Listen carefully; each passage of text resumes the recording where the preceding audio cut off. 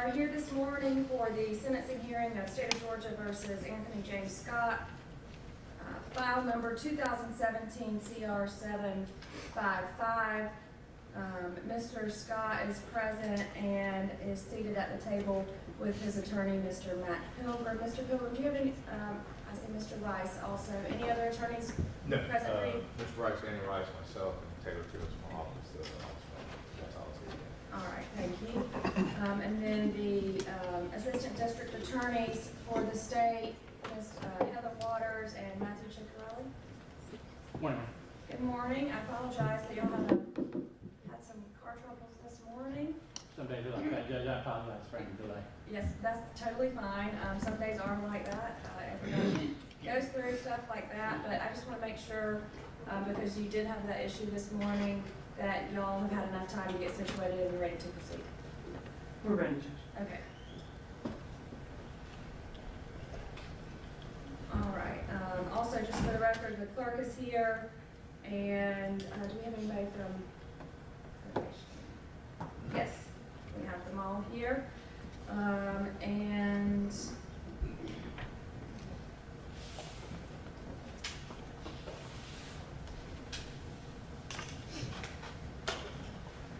before we get started officially, I just want to go ahead and say I know this is a smaller courtroom. I know it is cramped, and we are trying to work with that the best that we can. Is there anyone in the hallway? Yes, ma'am. Yeah, there are. If you can open the doors so that, and y'all can stand right there, but if you will please open the doors so that it remains open to anyone that's standing in the hallway. We should have door stoppers if you need those.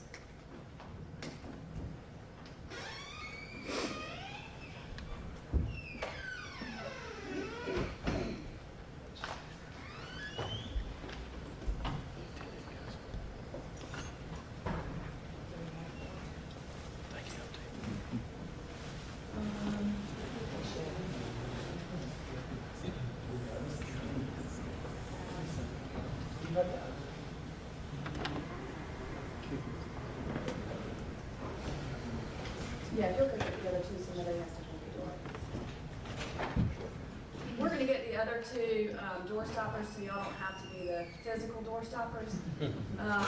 Just for those in the hallway, if you will please just make sure that you do not block the entrance and exit so that people can get in and out when they need to. And if law enforcement tells you to move, please follow their instructions because they're here to maintain safety and welfare of everybody in the courtroom. So please just follow their instructions if you're standing somewhere and they tell you not to. I'm going to move forward, but in just a minute they'll bring you those door stops. All right, cell phones. We had an issue during the trial, so I just want to make sure that if you have your cell phones, please turn them off. And please note that you are not allowed, even at this phase, to use your cell phone in the courtroom. There are 3 entities that are allowed to use a cell phone. If you see someone with a cell phone, please do not take that as permission that you may use your cell phone. So that the deputies know who is authorized to use the cell phone, if you are here with one of the following media outlets, please stand. The Atlanta Journal-Constitution, Court TV, and WXIA, also 11 Live. All right, any of these individuals may use their cell phone to take pictures or record in the courtroom. And then also would the representatives of the media please approach. The attorneys can approach also.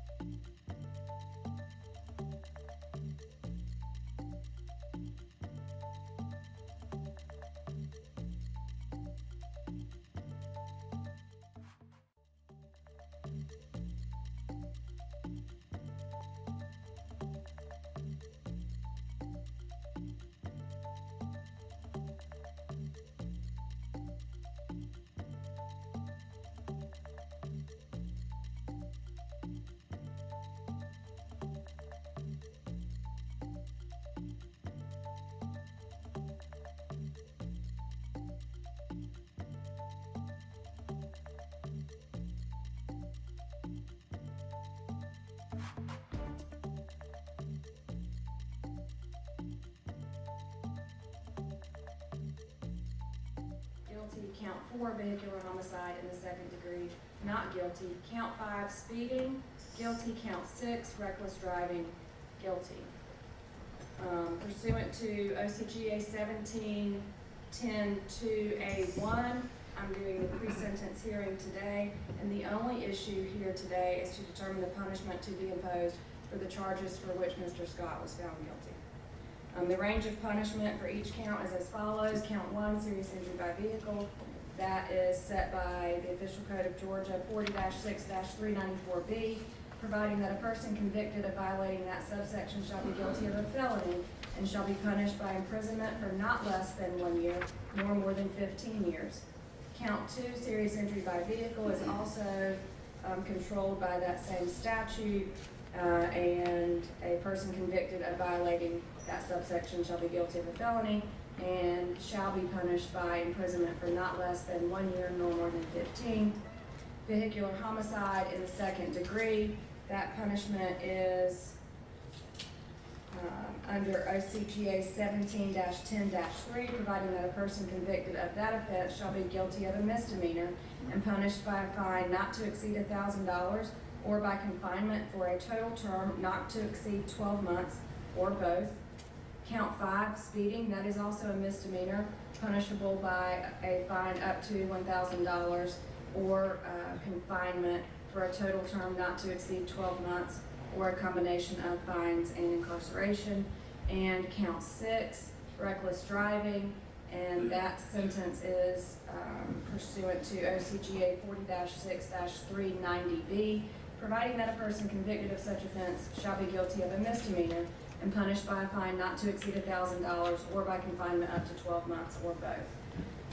I believe that we have some merger issues such that count 6, the reckless driving, would merge into counts 1 and 2. Is that correct? That is the defense's way, yes, ma'am. Yes, Judge. All right, so the reckless driving merges into the serious injury by vehicle for purposes of sentencing by operation of law. Yes. All right, and then count 5, the speeding, merges into count 3, the vehicular homicide in the second degree by operation of law for purposes of sentencing. Yes. Yes, Your Honor. All right, so today at the sentencing hearing, I'll hear additional evidence and extenuation, mitigation, and or aggravation of punishment, including the record of any prior criminal conviction, any pleas of guilty or nolo of the accused, or the absence of any prior conviction and pleas. After the verdict was reached, the defense requested a pre-sentence investigation. I issued an order for that to be completed and forwarded it to the Department of Community Supervision. Alexander Holbrooks was assigned to conduct the investigation for DCS. He provided that report to my office and also sent that report prior to today to the state and to the defense. I also was provided the following by Investigator Holbrooks: the defendant's driving history, his GCIC history, the other documents that he had viewed in looking at in reaching his investigation and report, and a table of sentences of current Georgia inmates serving time for serious injury by vehicle on that conviction. I've also received multiple letters on behalf of the state and or the victims and on behalf of Mr. Scott. Those were either sent directly to my office from members of the community and or by the attorneys for the state and or Mr. Pilgrim. Just for purposes of the record, I'm going to go ahead and list the individuals that sent the letters that I am talking about. On behalf of the defendant, I received the following letters: M. Parton, Elmira Barrow, Samantha Thacker, Chad Long, Martha Long, Steve Holcomb, Sharon Sewell, Sherry Taylor, Gunnery Sergeant Lyndon Smith, Ron Mosier, Austin Scott, Kaylee Murray, Amber Turner, Tiffany Robinson, Sean Crooks, Stephen Sapp, Robin Scott, Martha Schiffman, Brandy Scott, Kenneth Fruits, Jeremiah Riley, Robert Angelella, Staff Sergeant Ryan Clay, Major Jackson Smith, Doug Ralston, Dr. Mark Gustafson, John Ivy, Jordan McLean Duke, Tiffany Creel, Gerard McIntyre, Stephen Payne, Joey Wilson, Malverine Willoughby, Rusty Tyler Holcomb, Michael Todd Land, Dr. Dustin Addison, Karen Wild, Patricia Rainey, John Correa, Tommy Rainey, and Robbie Rainey.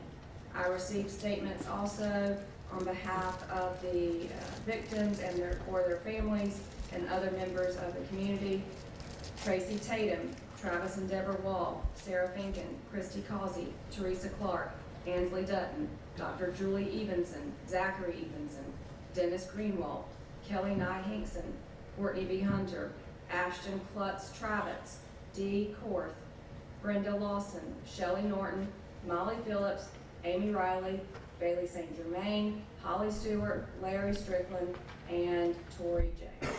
I have reviewed all of the letters and all of the documents and the pre-sentence investigation report from Investigator Holbrooks. So at this time, would either party like to make an opening statement?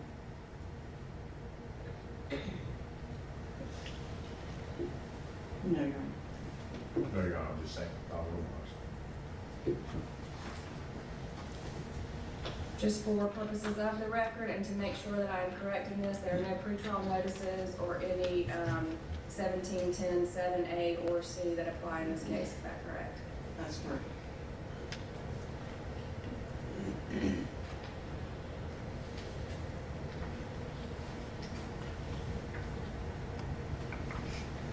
All right, before we start with the evidence from the state and or the defense, I said it earlier, we are pretty packed in here, and we have lots of law enforcement who are present. The law enforcement is here to maintain order and safety. With all of that being said, I cannot imagine the grief, the hurt, or the anger that any of the people in this courtroom may feel. The victim families, certainly I understand that you may be feeling a lot of emotions. I cannot imagine any of that. I understand that the emotions in this case are high. When anyone comes forward to give me a statement, I have asked the deputies to follow a certain order to get to this podium. Anybody giving any oral statement today, if you will direct those to me, and then we can make sure that we don't have any disruptions or any issues in the courtroom today. I have a job to do, so I need to make sure that everything is maintained so that that job can get done. When the witness approaches the stand, if it is from the victim or anyone the state calls, if you will please come behind the state's table and come to the podium. Anyone from the defense, if you will please come in front of the state's table and reach the podium so that you can be sworn in. I will swear in every one of the witnesses, and before you begin your statement, please state your name clearly and spell it for the court reporter, and then you can go ahead and make your statement. All right, The state can go ahead to present any evidence at this time.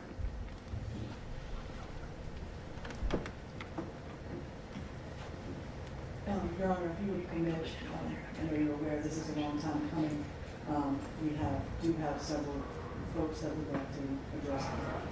Yes, ma'am. Anyone you would like that wants to verbally address the court, they are all welcome to make their statement. I would like to start with Kylie Lindsey.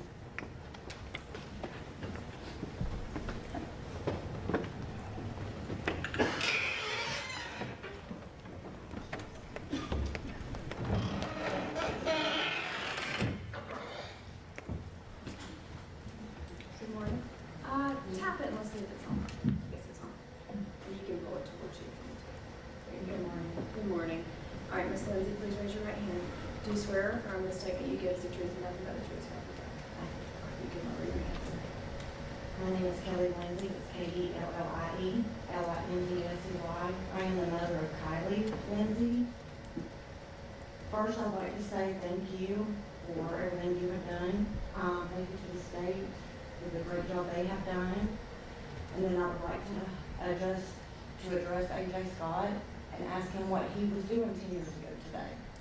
Because I was burying my daughter today, 10 years ago, because you killed her. With that being said,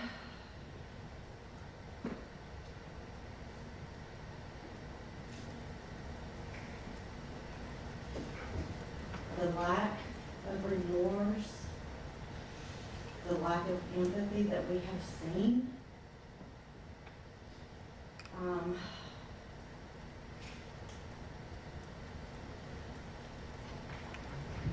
the social media posts that we have been shown from a grandmother blaming myself and Leslie Woods, Isabella's mother, for the death of our own daughters is disgusting. And she should be ashamed.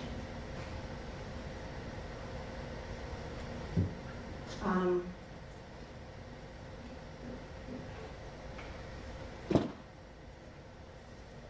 sorry. It's okay, take your time. This has been 10 years. It's been a long time coming. AJ abused his power as a trooper as well as when he was mayor. He could have done the right thing when he became mayor and got the power that he got. Instead, he chose to have his police officers pick him up out of different counties because he was too drunk to drive, arguing with people at a bar, unzipping his pants, seeing people in a park that weren't there.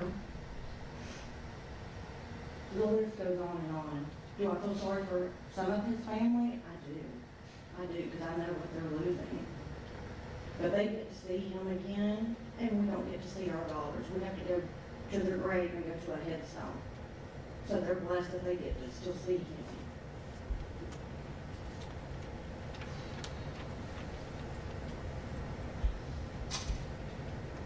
I know a lot of people will, on his side, may discuss how he was a Marine. I thank you for his service. My son was also in the Air Force, and my son had to leave a month after this happened to go serve in Japan and grieve alone, all alone for 5 years. And I just hope that you take that into consideration and that the court sentences him accordingly to what he has done and what he has put our families through. And thank you. All right, can I say something? Yes, sir. You'll just raise your right hand. Do you swear or affirm the statement you give is the truth and nothing but the truth? So help you God? No. Thank you. You can lower your hand. Well, Lindsey, Allenlesey, Alex Butler. And if I can, I really just had one question for you. Why did you not just pay the speeding ticket, reckless driving, and drag us through this?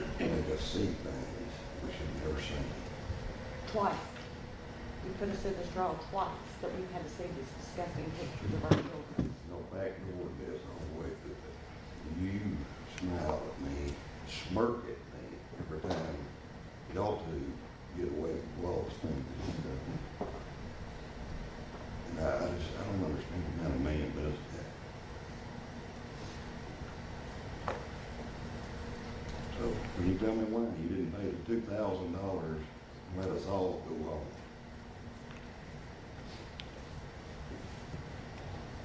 We paid you that money to protect us. And instead, you was out there breaking the same laws that you was imposing on the citizens and the taxpayers of this community.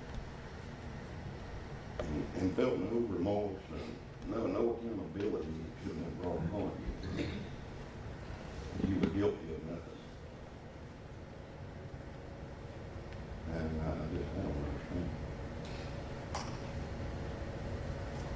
So you not feel any guilt for what you done?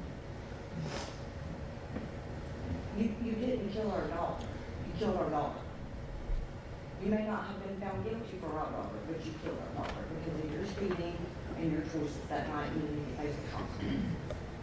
I don't understand how you looked at the same pictures that we looked at and didn't see your own daughter's face. Because it could have been your daughter too. You should be ashamed of that. I just hope that this goes to show other troopers, other police. We pay y'all to do a job, that's to protect us and serve us. Well, it's not to hold us accountable, but the same laws that you're out here breaking and think you're above it. Because this is what happened.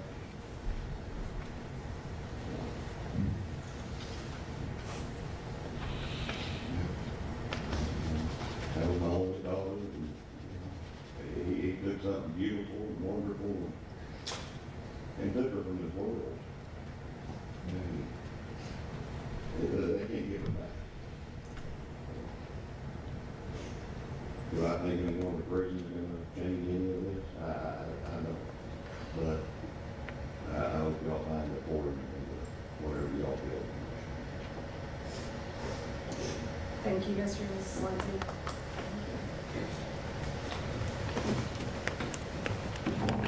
Dr. Julie Evanson. Can I use my notes for mine?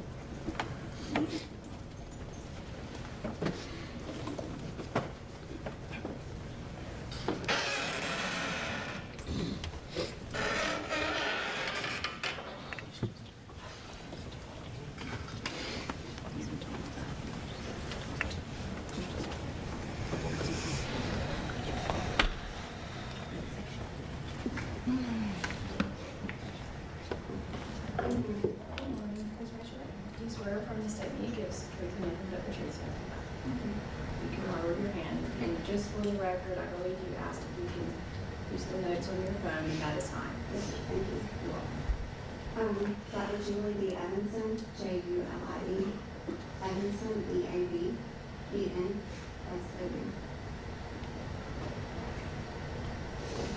I'm going to read a letter that I wrote to Your Honor. Your Honor, I'm trying to put into words exactly how I want to express myself in a manner in which I remain focused and respectful. I am writing you as the grieving godmother of Kylie Lindsey, whose life has been forever changed by the senseless acts of an individual who was sworn to protect and serve someone like Kylie. Kylie was taken from us as a result of the reckless behaviors of AJ Scott. And never did this man ever show an ounce of remorse or sorrow for his actions. However, these are things you already know about AJ Scott. So please allow me to share Kylie Lindsey with you through my eyes.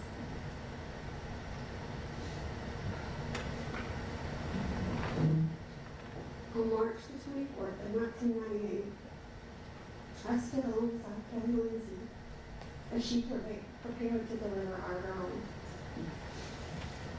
Kelly and I have been best friends since we were about 10 years old. and have been blessed to share so many special times together, such as the birth of our children.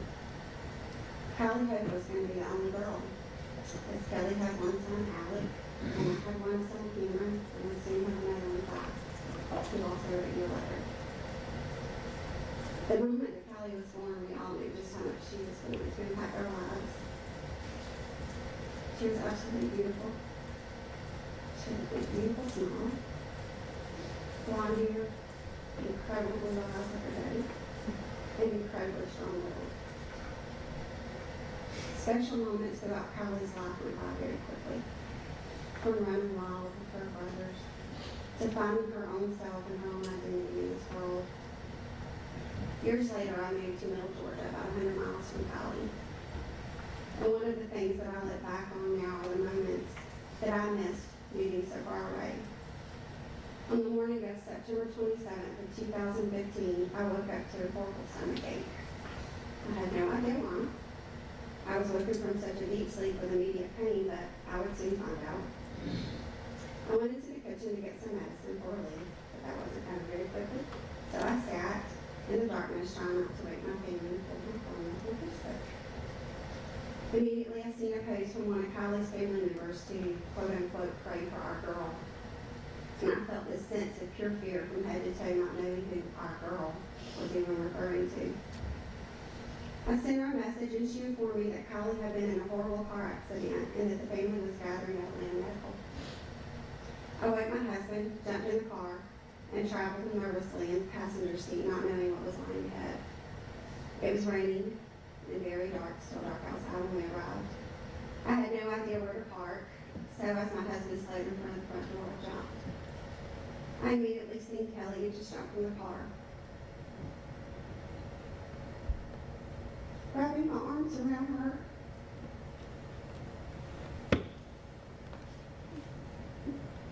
I still didn't know what was going on.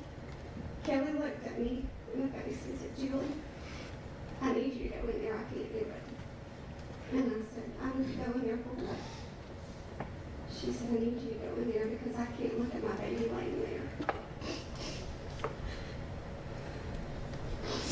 Of course, I went back into the room where Kylie Lindsey lay, still hooked up to life-saving devices, looking just as beautiful as she did the morning of March 24th of 1998.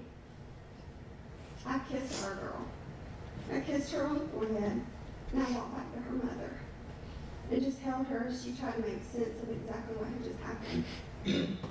In the coming days, there was a blur. Everything was a blur. Sadness, anger, determination, hate, pure hate. Forgiveness, those were just a few of the emotions that we felt the last 10 years.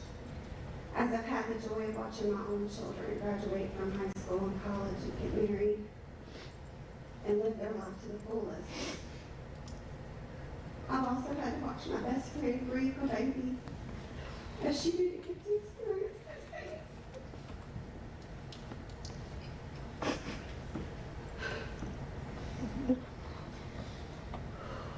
I watched her mourn her daughter as she laid over her casket. I watched her walk across the stage to get Kylie's high school diploma with her head held so high.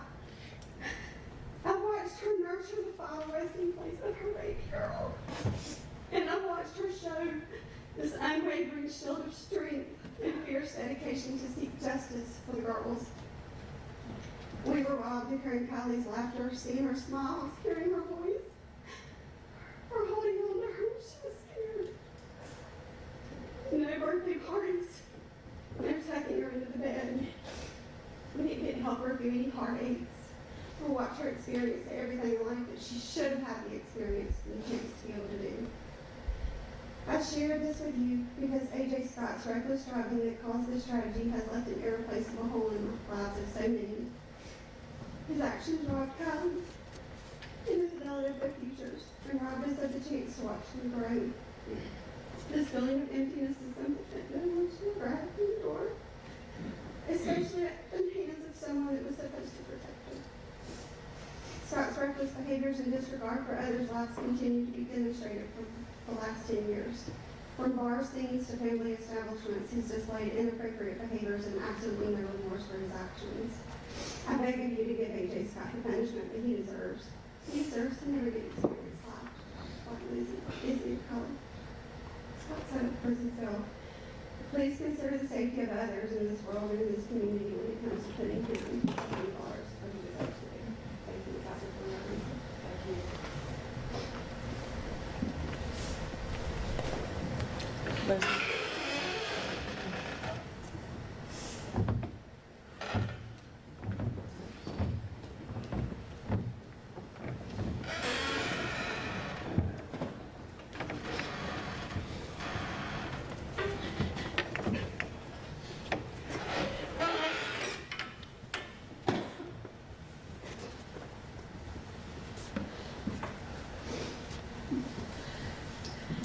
Raise your right hand. You swear or affirm the statement you give is the truth and nothing but the truth.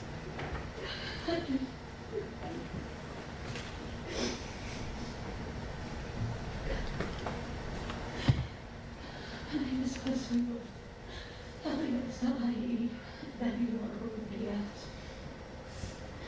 Isabella Chinchilla was my only daughter.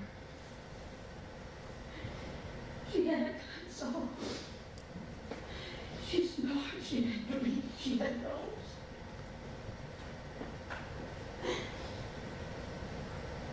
I didn't get to see her graduate from high school. I don't get to see her get married. Have children, grandchildren. She had goals. She had dreams. And the instant he took it away. Not one time. Have you ever apologized? Not that that would matter now. Her daddy's in the military. Military SEALs Command. He was stationed in China. It took him 2 days to get here. Oh, but to see his little girl dead.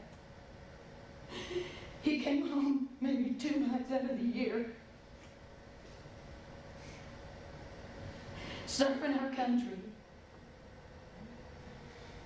You were here to protect us. But you think you're above the law. It is sad that it took our girls to bring you down. And all because of his careless act. We have to do this for the rest of our lives. Judge, I'm begging you for the maximum. Because once after he gets out in 30 years, he gets to live his life. We have a life sentence. He just gave me a life sentence. My husband passed away, my ex-husband, so I lost my daughter. I lost everything I had. But he can't even say he's sorry as a narcissistic. And you get what you deserve, and every time those gates close, and every time they open, it's for Isabella, Kylie, Dylan, and Ben. You get what you deserve.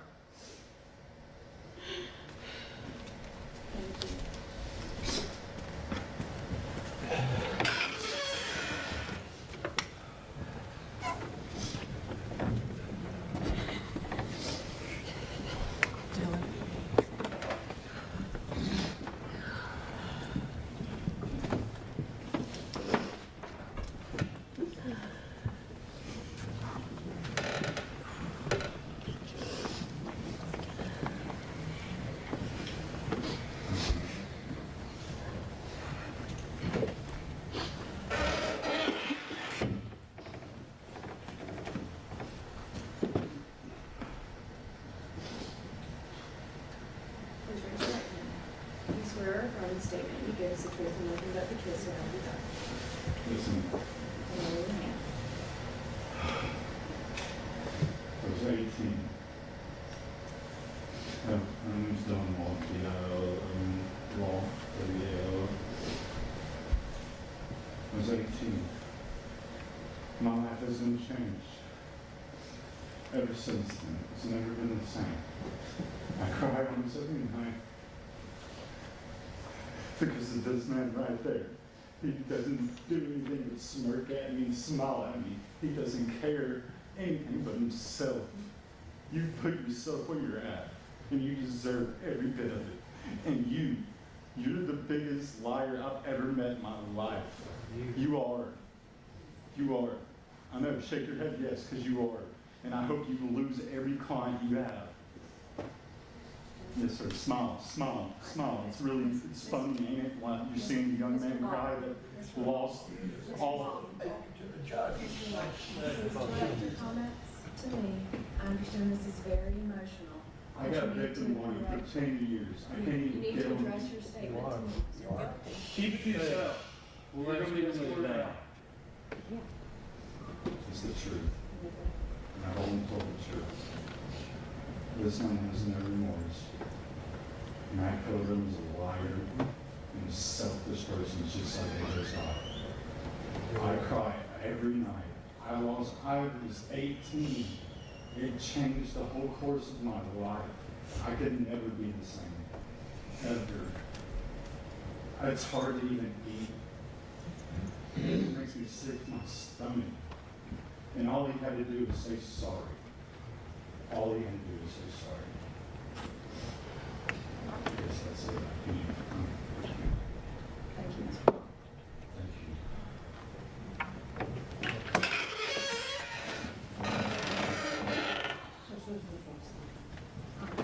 So nothing further. That's kind of squeaky, I'm sorry. Do you have any statements that you're asked to read or anything like that other than what I've already given you? All right, thank you very much.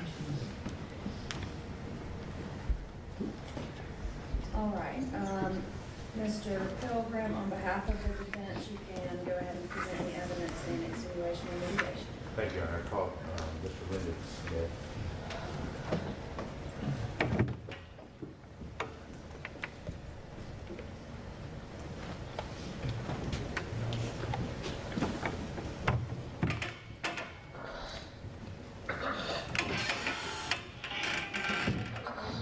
Do you swear or affirm the statement you give is the truth and nothing but the truth, so help you God?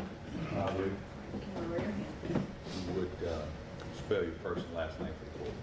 Lyndon, Lyndon, Smith, Smith. Okay, Mr. Smith. I'm asking a few questions. How do you know AJ Scott? I met AJ in 2016 at church.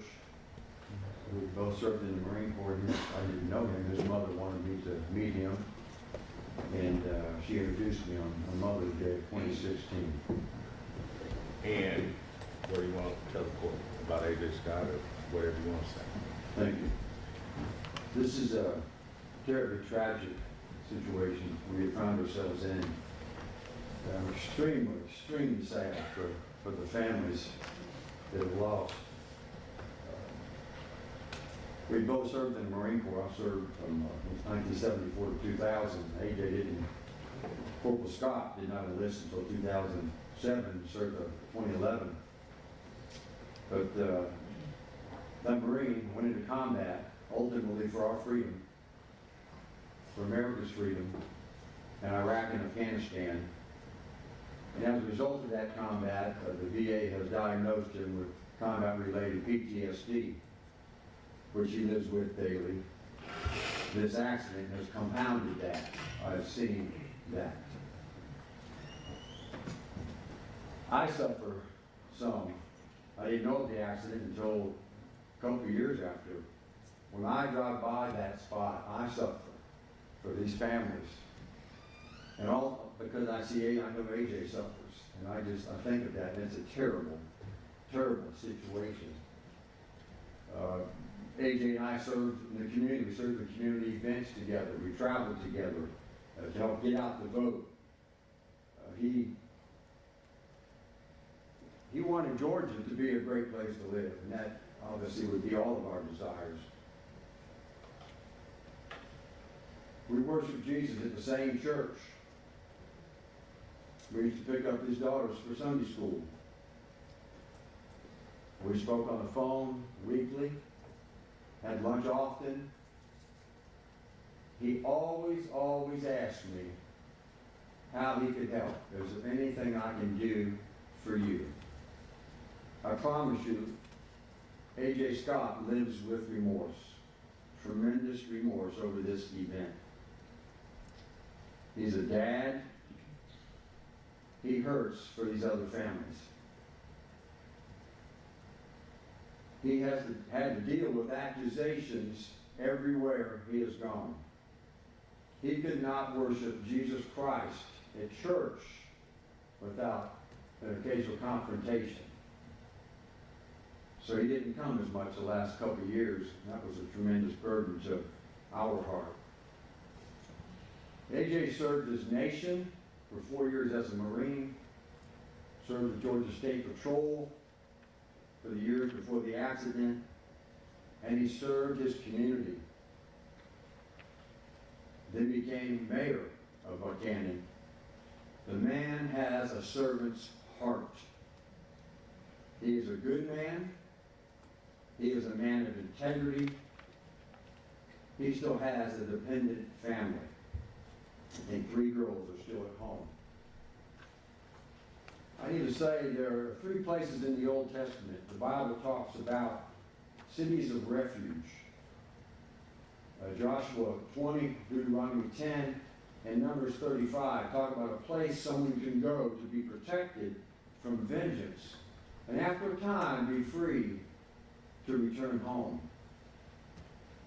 The scriptures invite us to consider human error when there's no malice intended. The Bible asks for compassion and accidental death and injury. I've learned in my life, Jesus Christ must absolutely be in the middle. That's what made me a successful career in the Marine Corps, a defender of freedom, like that man was.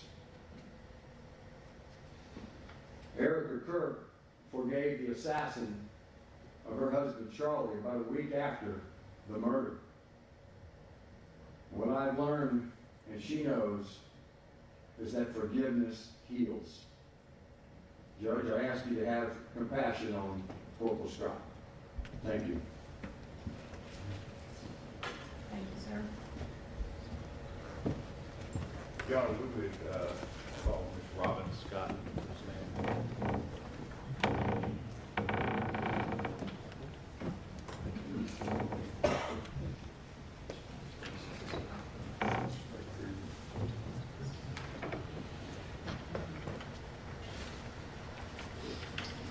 Do you swear or affirm the statement you give us the truth and nothing but the truth, so help you God? Yes, ma'am, I do. Thank you for letting me. If you would state your name, spell your first and last name.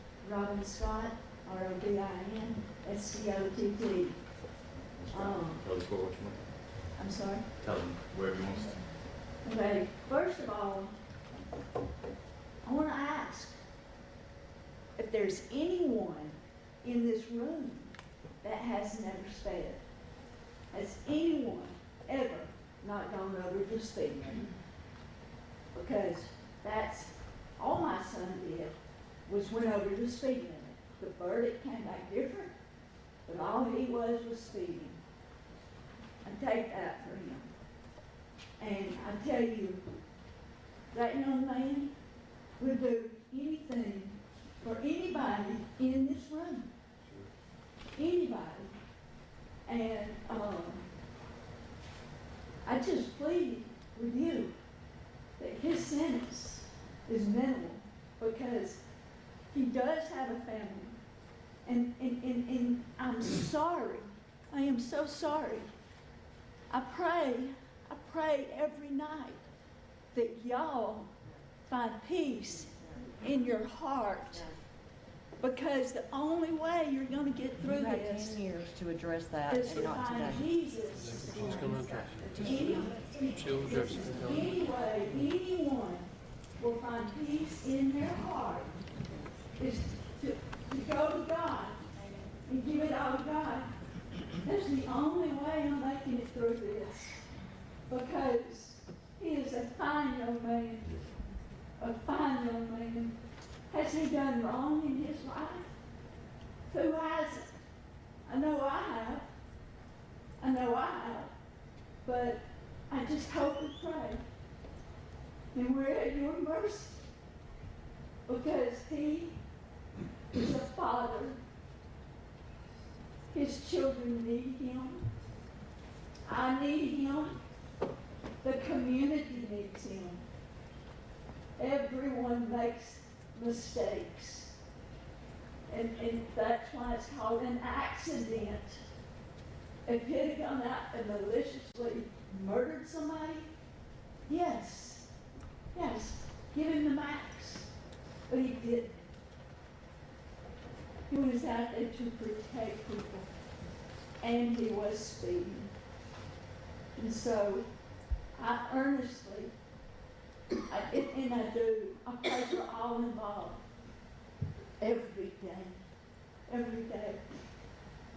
And I know their family has suffered, and I'm sorry from the bottom of my heart. But look at our family. We've suffered. We still suffer.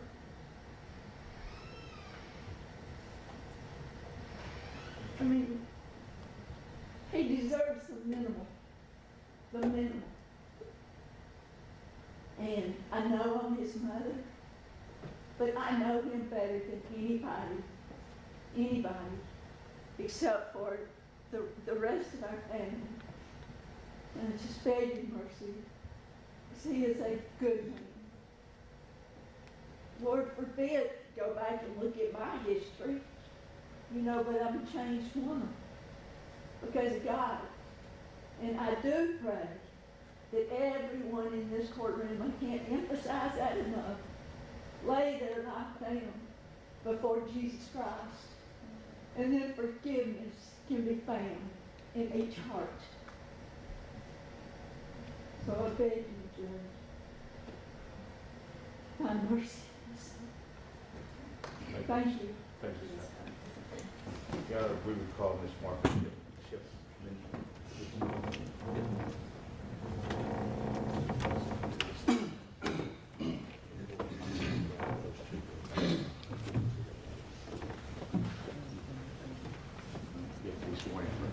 Please raise your right hand. Do you swear or affirm the statement you give is the truth and nothing but the truth, so help you God? Yes, thank you. I'm Ms. Martha Shipley. Ship. There you go. Say first and last name. Thank you.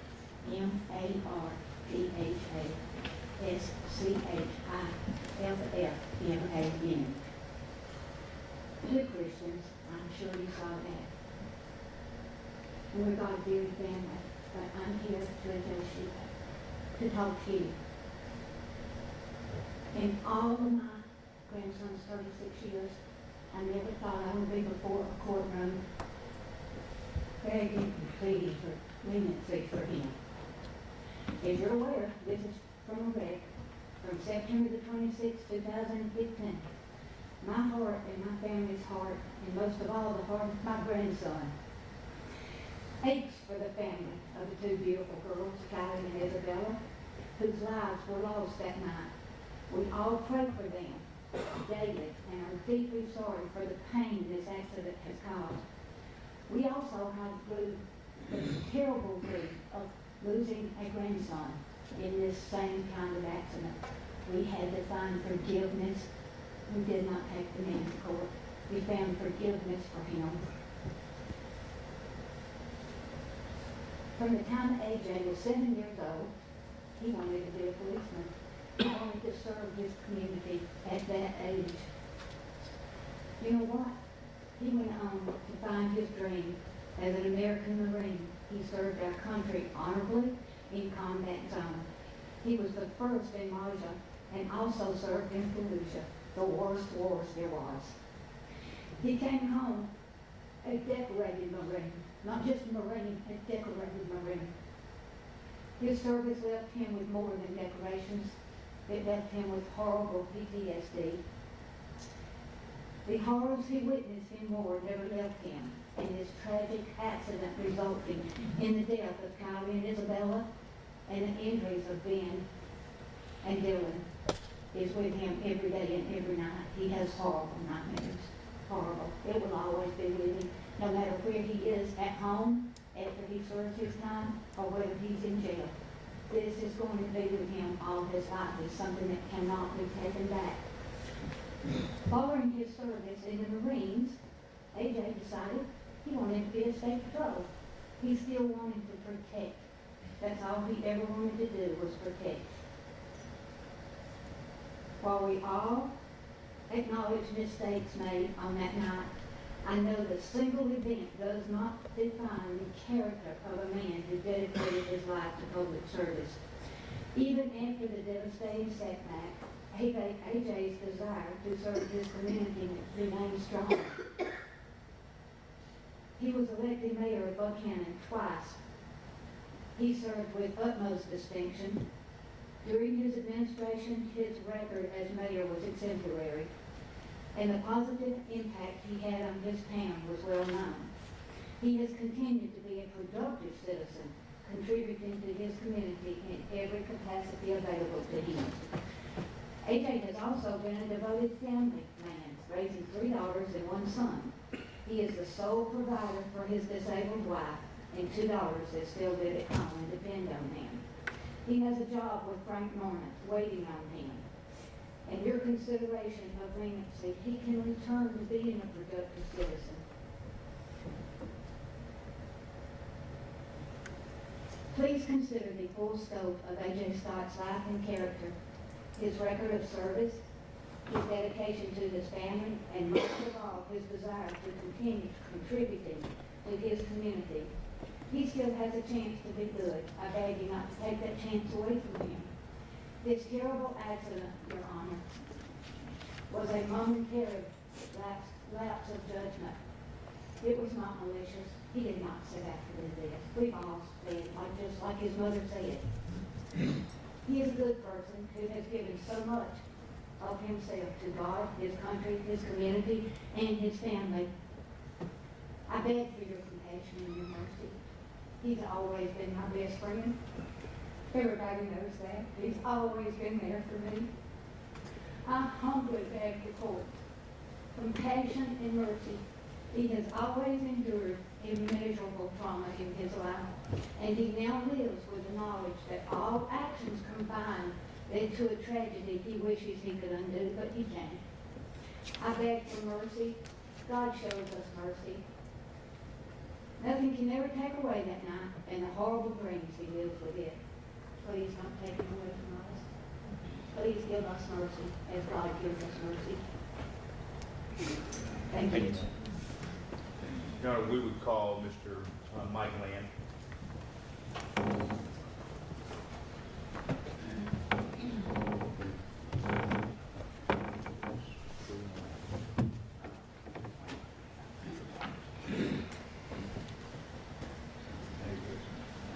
Raise your right hand.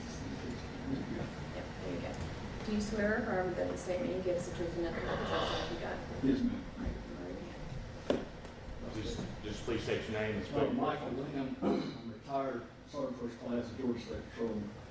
and spell your first and last name. So forth. MICHAELLAND. Thank you. And what it was, I didn't prepare anything today. I met AJ in summer of 14. I was a supervisor prior to this event and during this event. There's a quote I always fall back on, and I'm not sure who said it, and I'll paraphrase it, may mess it up. It says, "We sleep peacefully at night in our beds because hard men step forth and prepared to visit violence on those who oppose us." That's a good quote, but it doesn't encompass everything we have to deal with as law enforcement. Back when I started in law enforcement, it was a little different, but over the last 10 years, it's changed dramatically.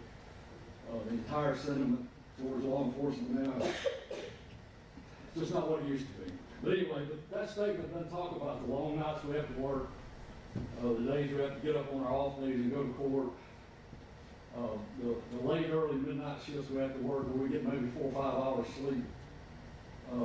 The demand from our supervisors, the demand from the public, the demand from everybody coming at us all at once. We're asked to do a job that's more or less thankless.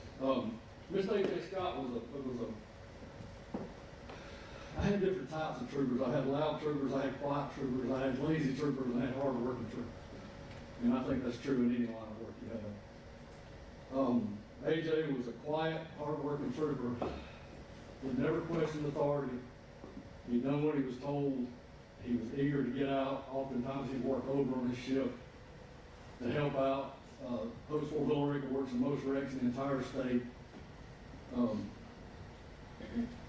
It was just a constant, it's a constant battle to stay up to speed. And the expectations of the public and the supervisors for troopers and law enforcement in general is a lot higher than it is for the general public. And I understand that, and I think we're required of that. I never had any issues out of AJ. I know there's rumors that he had a bunch of at-fault wrecks. To my memory, the only fault wreck he had was a chase one day, and a lady turned into him while during the chase. Other than that, AJ has no criminal history. He had good reviews of the state patrol. He was always a hard-working public servant, and I was proud to be called a supervisor. Judge, all I'm here today for is just to ask leniency on him. He's got a family. I mean, there's no winners in this situation. And I've prayed hard about it. And Judge, I just ask you to have leniency on him. And thank you. Thank you. You know, there'll be no other witnesses other than what's saying something to make them happy. That's all we have for witnesses.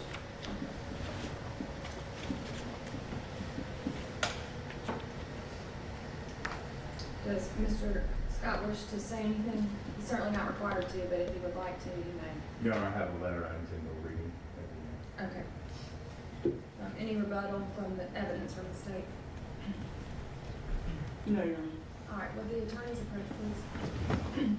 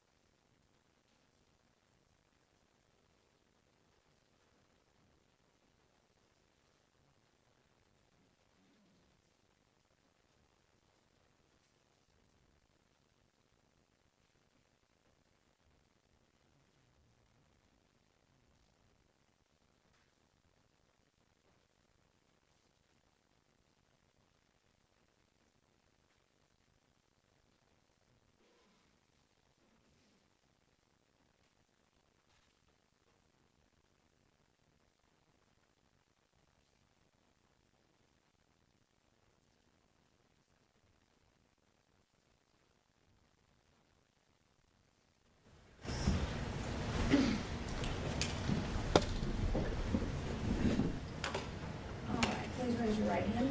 Do you swear or affirm the testimony you give us the truth and nothing but the truth, so help you God? I did. All right, you can lower your hand, and please state your name. Alexander Holbrooks, ALEXANDERHOLDVROOKS. And Officer Holbrooks, are you employed with the Georgia Department of Community Supervision? Yes, ma'am. And after I signed the order for a pre-sentence investigation, were you assigned to do that? Yes, ma'am. Did you prepare a report? I did. And the information provided in your report and your investigation, is all of that true and correct to the best of your knowledge? Yes, ma'am. And you personally spoke with all the people that you interviewed, that you included in this report. Yes, ma'am. And you also gave a recommendation, correct? Yes, ma'am. All right, what was your recommendation?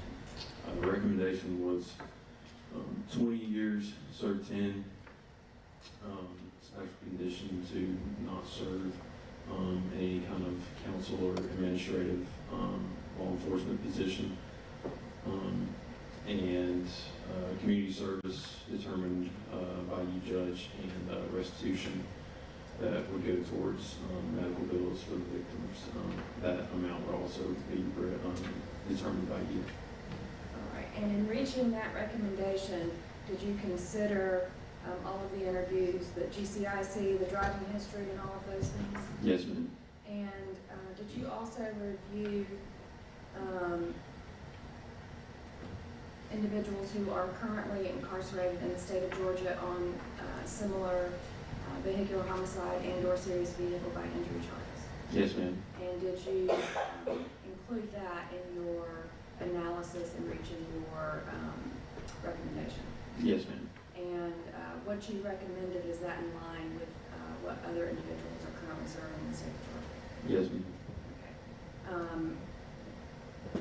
You have been present for this hearing so far today, is that correct? Yes, ma'am. Has anything you have heard today caused you to change the recommendation that you put in your written report? No, ma'am. Okay. Any questions from the state? No, Your Honor.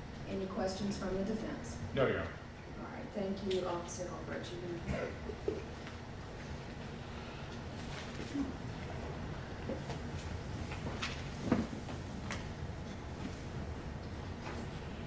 All right, so under Georgia law, on the argument, the state has the right to open and conclude. Does the state wish to open and conclude, or just do a conclusion? We'll reserve Okay, all right, then, Mr. Pilgrim, you may go ahead with your argument.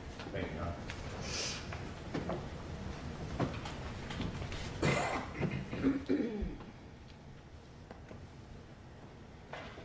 Good morning. Your Honor, as I have said before, there are no winners in this case, only losers. That stands the same today as I said before. I have been involved in this case for approximately 10 years as well. It has many, many twists and turns that makes this case very unusual and unique. Today being no different. Not that it matters, but I'm a father from children for 20 and grandfather. I have a daughter, I have a granddaughter. The idea of losing a child before we leave this world is something nobody should ever have to live with. It's something nobody should have to deal with. It's not something they should have to grieve over lost your children. And I cannot imagine that. I would never do what nobody else did. But to the facts of the case, Your Honor, we're here today. We all take an oath as lawyers, as judges, to seek justice, no matter where it is. No matter how hard it is to find it, no matter how it attempts to evade us. Justice is what our purpose is, it's what our oath is, it's what we're supposed to do every day. You begin to ask yourself, what is justice? What is justice? I've made some notes here, come up with something I think is what justice is an ethical, philosophical idea. That people are to be treated, all people, regardless of their job, their race, their religion, their age, their sexual orientation, their income level, impartially, fairly, properly, and reasonably, by the law and by the arbitrators of the law. That is what justice is. And I know Your Honor goes to conferences and has attended events where they talk through the types of justice. And there are essentially 4 types of justice in our American legal system. There's distributive justice, which has to do with who gets what.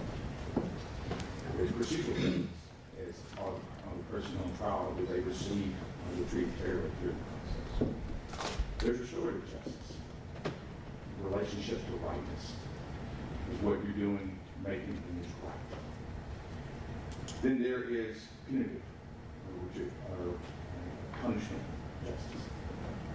And I think the court, including yourself, and the court has to decide how to balance those. How do you balance that? There is nothing that you or I or anyone else can do, no amount of money, no amount of time, will hurt, will cure the hurt of families and the loss of children. Nothing.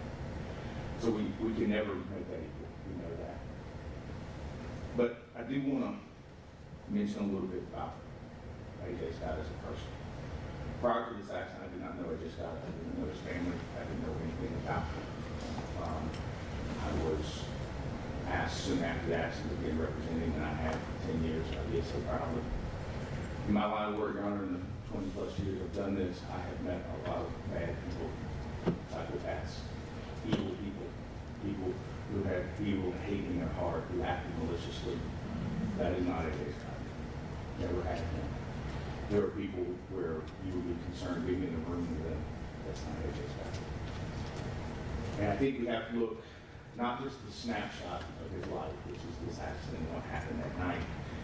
We have to look at him as a human being.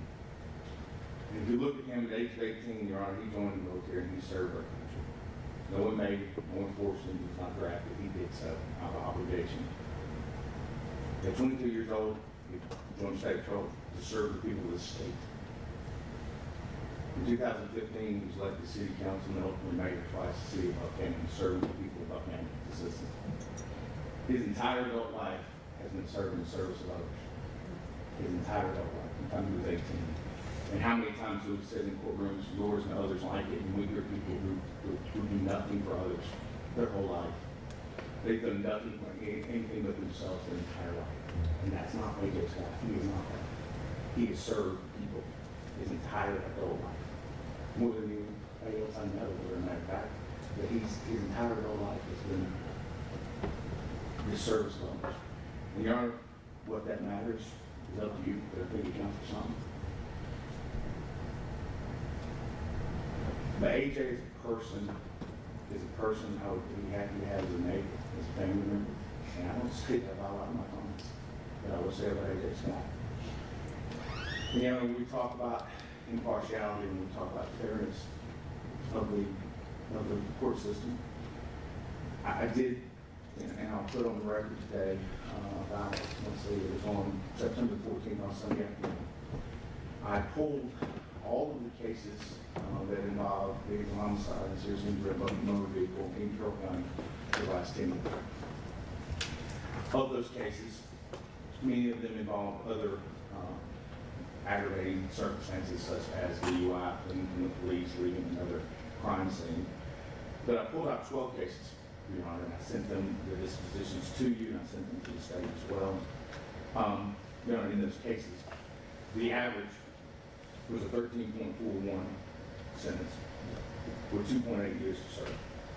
That is the average. And again, we're treating people fairly. We're not treating people disproportionately because of their job, or their experience, or their age, or their lack of being above. You know, in this case, you read prior to us being witnesses that the maximum sentence for Ms. Chinchilla was 12 months in jail. That is the maximum sentence. So if we carry the theme of consistency and fairness, how would it be consistent or fair to sentence him to more incarceration for the injury of two young men who stand here today and have lived and will continue to live versus the death of Ms. Chinchilla? It wouldn't matter. It would not. And for that reason, Your Honor, I've asked that the court sentence my client to 15 years to serve 36 months in jail. And Your Honor, that is consistent, that is fair, that is impartial, that is based on facts and evidence.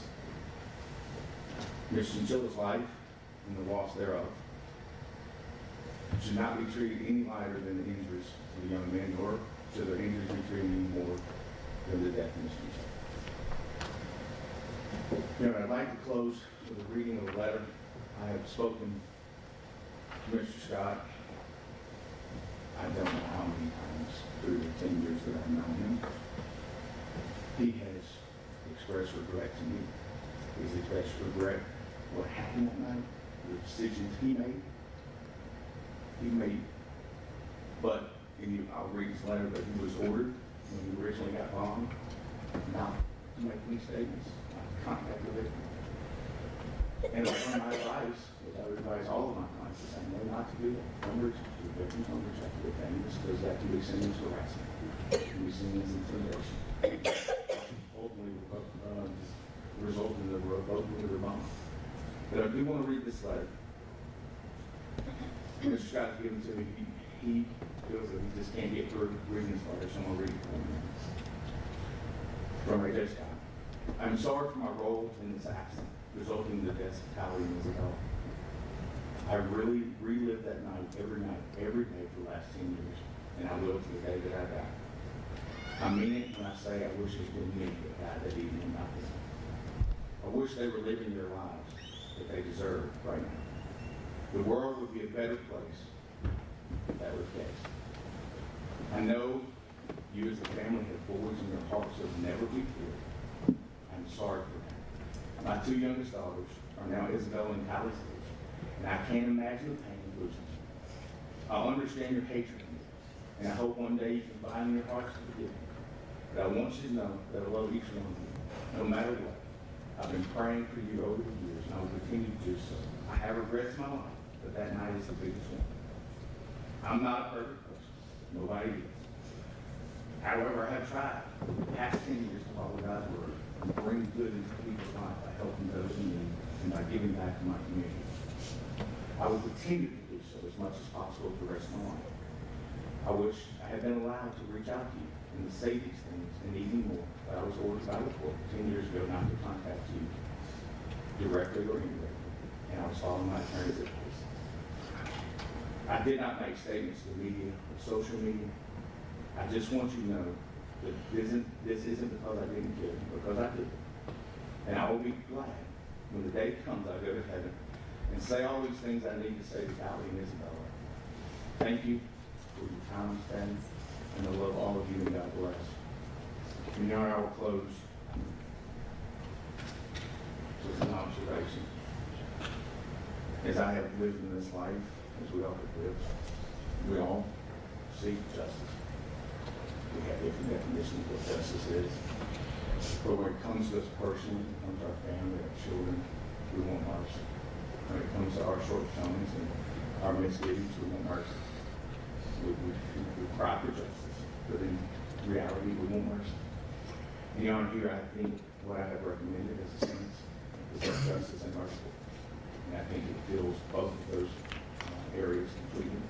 And I'd ask the court to consider that and consider the things that Mr. Scott has done with his life prior to this accident, even after this accident. The things that he's done in service of others, and that should matter. That should matter. If it matters nothing else, it should matter in this case. You know, we ask you, and we'll leave it in your discretion to make a decision. Thank you very much, and I will say on the record, Your Honor, this case is unlike anything I've ever done before. And I want to applaud you for the way you handled this case. And I know this was dropped in your last after you took a pitch. And I'll say thank you for the way you handled this case, and all of you that went with it, and all the extracurricular activities. Thank you for that. Regardless of what happens here today, that still stands true. You did a great job handling this, and it wasn't easy. And so I want to say thank you on behalf of the bar, on behalf of my office, and my client. Thank you. Thank you, Mr. Bowles. Ms. Waters, you doing the argument? Yes, ma'am. Okay, you can go ahead. Thank you.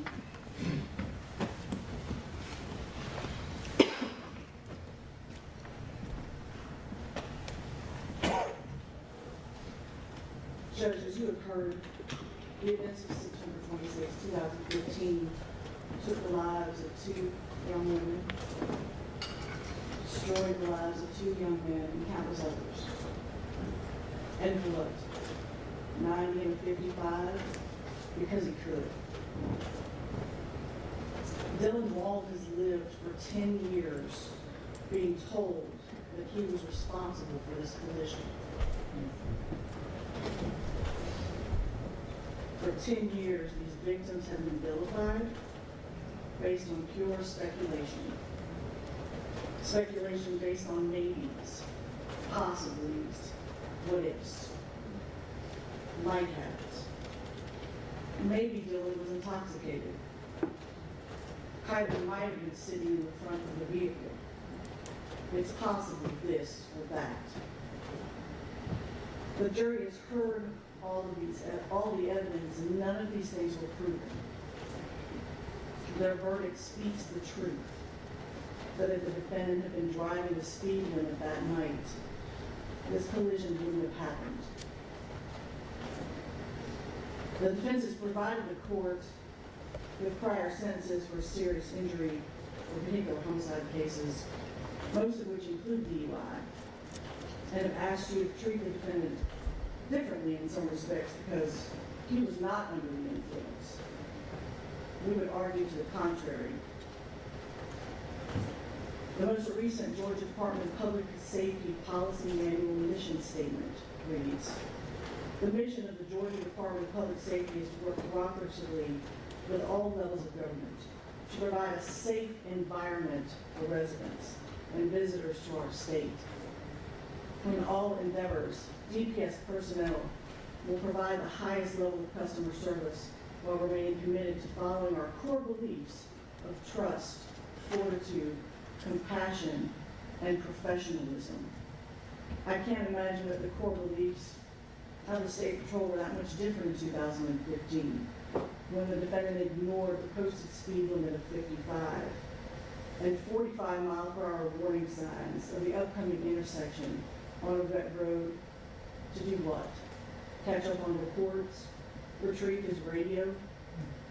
Coincidentally, Judge, on the way here today, I was listening to the morning news, and there was a report there that was put out by AAA based on a NHTSA study that said that drunk driving is responsible for 30% of traffic fatalities, and speeding is responsible for 29, confirming just what we already know, that speed kills.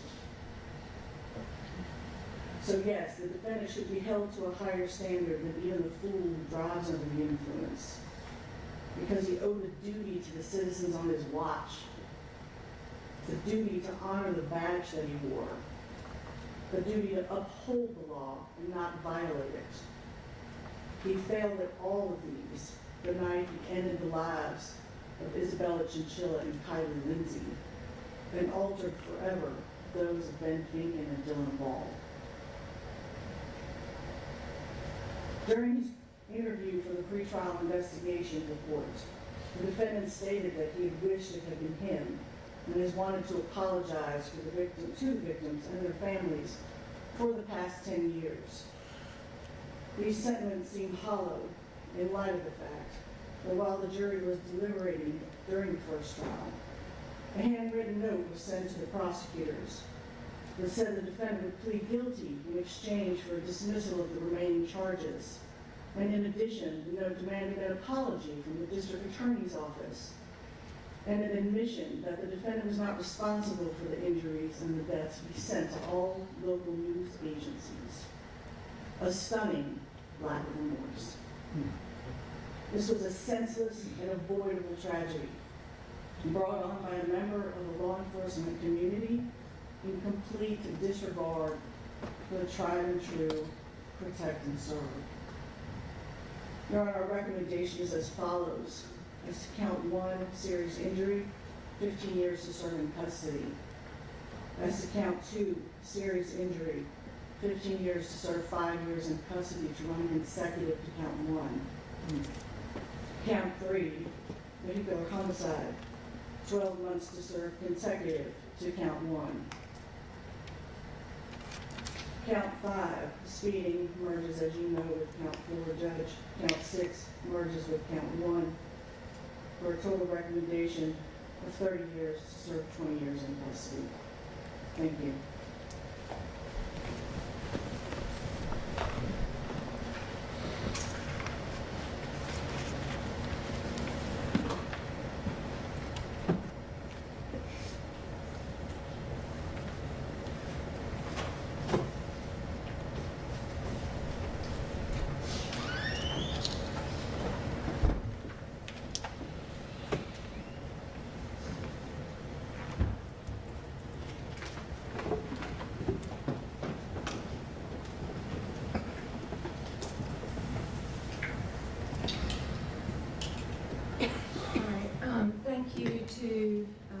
the state and Mr. Pilgrim, I also want to say, I think there are very few things that everybody in this room agrees on, but there are a couple. It's been a long 10 years. 10 years ago, I was not even a judge. It has been a long time to get to this phase in this trial. When I scheduled this sentencing hearing, I had no idea it was the 10-year anniversary of the funerals for Ms. Chinchilla and Ms. Lindsey. And so to the family, I'm extremely sorry that I did that if it caused you any further pain. I really did not know that this was the anniversary of the actual funerals. So please accept my apologies. I think everybody agrees that 10 years was a long time to get here. And there were multiple families that were forever impacted on the night of September 26, 2015. I agree with what Mr. Pilgrim said. There are only losers here. I have never lost what the people in this courtroom lost. And I say that for all families involved. But I've never lost a child. And so to the families and friends of Ms. Chinchilla and Ms. Lindsey, I'm very sorry. Some scars never heal. And I cannot begin to imagine your emotions and your pain and your grief. I'm sincerely sorry for the loss of your girls. To Mr. Wall and Mr. Finken, I'm sorry for your injuries that you sustained. I want all of the victims to know nothing I say in this courtroom today is going to change the way that you feel.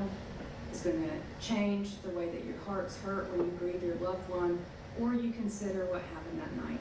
Nothing is going to take away the memory of that night and all of the lasting impact for anybody who experienced it.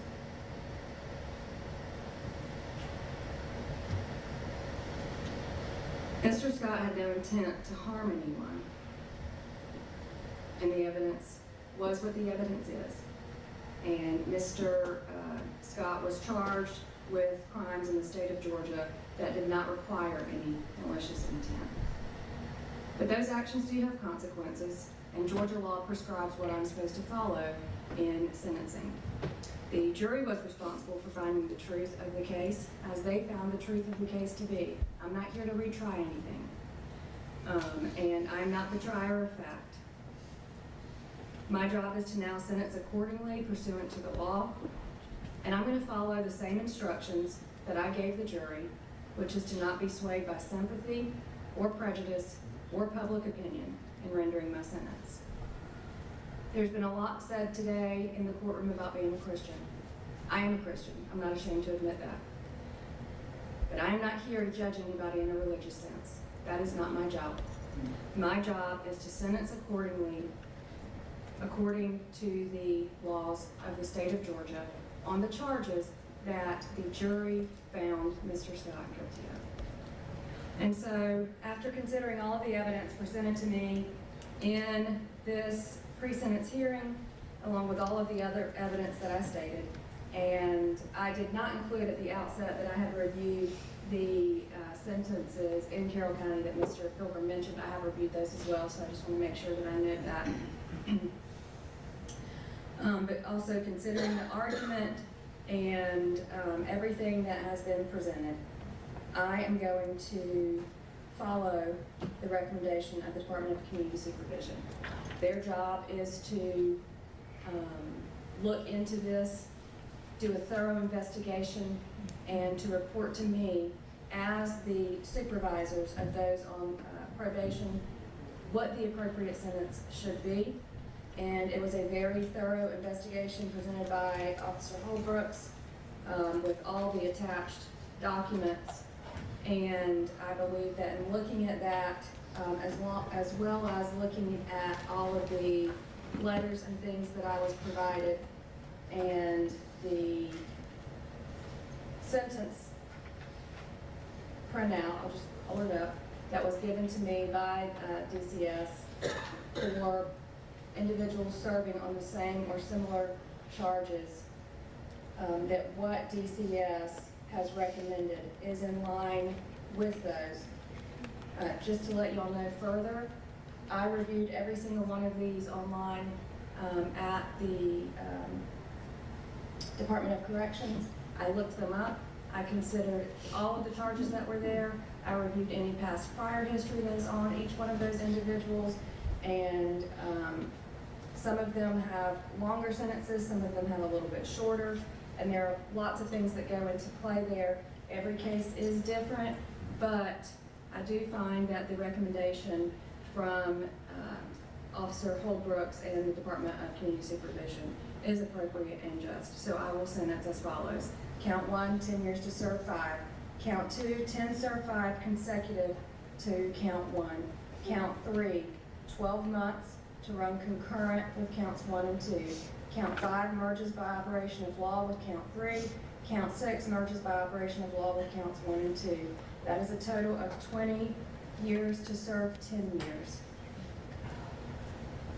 There are also the general conditions of probation that will apply.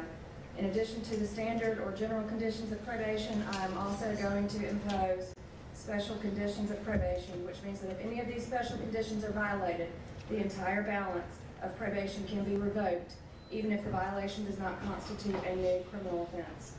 Was there any restitution? I know there was some pre-trial stipulations on things that could not be considered, but is there any restitution that anyone is aware of? Judge, I don't believe so.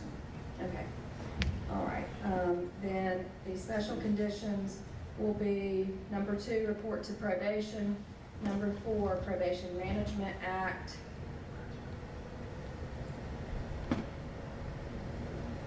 Judge, I apologize. That's May we okay. approach? Yes, you can.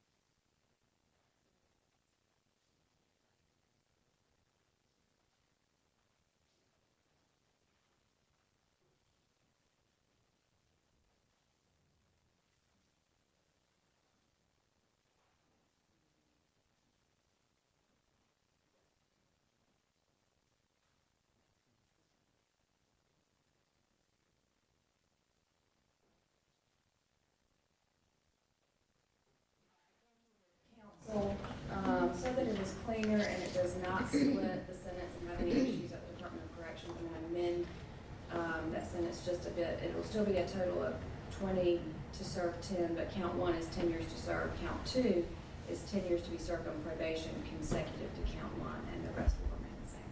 And then we don't have the splitting between serving and probation where it might get sent back.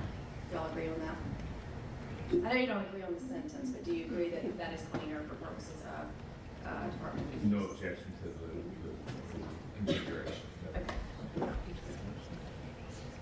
All right, so let me go back to the special conditions.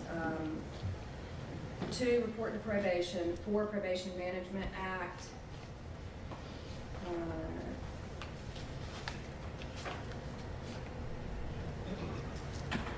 11, drug testing and admissibility.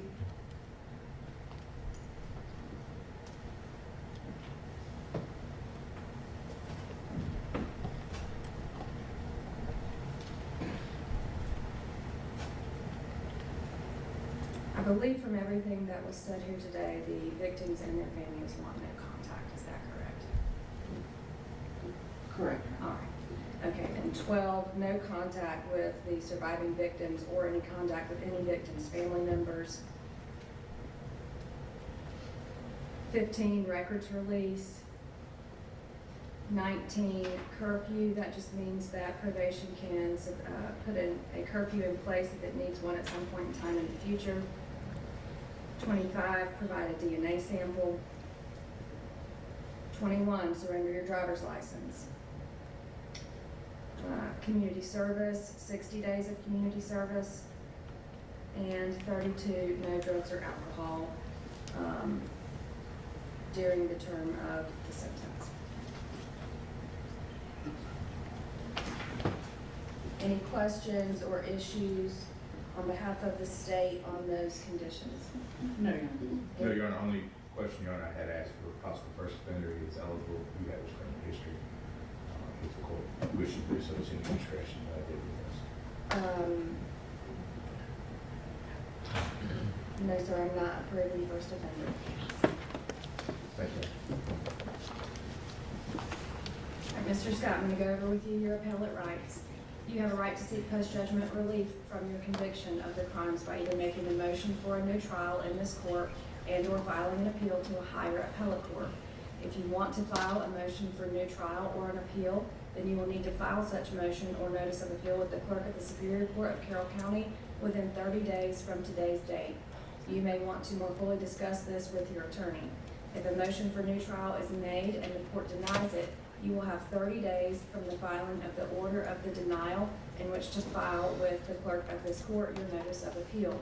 You have the right to have an attorney represent you on the motion for new trial and the first level of direct appellate review. If you cannot afford to hire an attorney, the court will provide you an attorney and a transcript of your trial at no cost. I'm also going to advise you of your habeas statute of limitations. In a felony, usually you have a period of 4 years from the date that your sentence in this court becomes final to file a habeas corpus petition. That is 4 years from today. In a misdemeanor, usually you have a period of 1 year, or in the case of a traffic misdemeanor, 180 days from the date of your sentence in this court to when it becomes final to file any habeas corpus petition. The appellate timelines and the habeas timelines all start running today.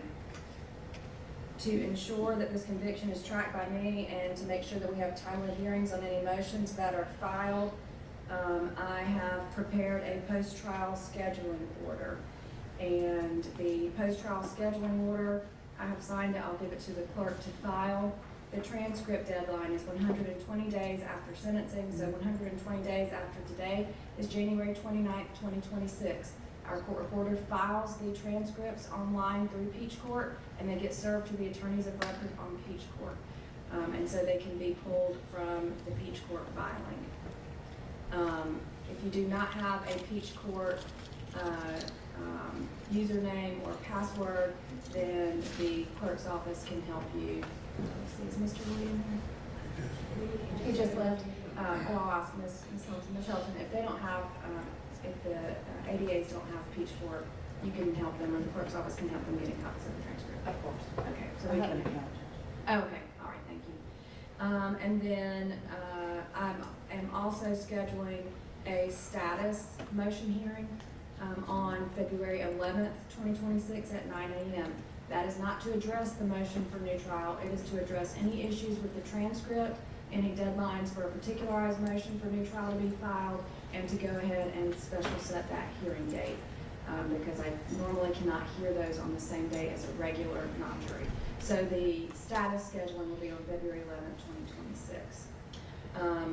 Mr. Scott, I just previously gave you your rights to have an attorney represent you on any filed motion for new trial and first level of direct appellate review. I am going to make sure that you get a copy of this order along with a application for the services of the West Georgia Judicial Circuit Public Defender's Office. It will be attached to your copy of the order. That is a new thing that we're doing now in our circuit to make sure that nobody falls through the cracks and everybody has representation if they need it. You can talk to Mr. Pilgrim about that in more detail. Your Honor, we completed the application yesterday to the public defenders. We filed Okay, That's all. okay, all right. Thank you for telling me that. And then this order will also go to the, to Ms. Mary Ellen Simmons, who is the director of the Circuit Public Defender's Office. And to my office, we'll just tell her that you have already filled out that application and that this is the order that would go along with that. I believe we addressed the evidence at the end of the trial. The evidence went with the court reporter, and she'll scan everything in that needs to be in the transcript. Again, once she finishes with that and files the transcript, all of the evidence will be given to the clerk's office and be held with the file.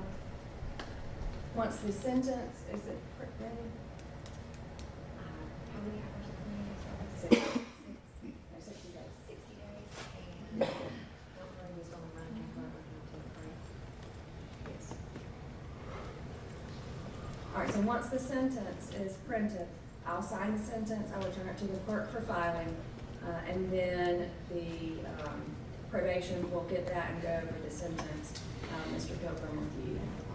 Thank you. All right, does the state have anything to address? No, Your Honor. Does the defense have anything to address? No, Your Honor, not this time. All right, Madam Clerk, anything to address? Thanks, sir. All right, and probation, anything that you'd like to address? All right. The deputies are here, again, for safety and to maintain order. Again, I understand this is a very emotionally charged case. I'm going to ask that the deputies tell which side of the courtroom to leave first. It does not matter to me. I'll let y'all handle that. Please follow all the instructions from the deputies and make sure that everyone exits the courtroom and the courthouse peacefully so that we don't have any issues. I appreciate all of you being here today. I appreciate everyone who stepped forward and gave a statement, and I appreciate the attorneys in this case working together, at least during my involvement, and working together in an ethical way in how you presented your case. So thank you. We are adjourned.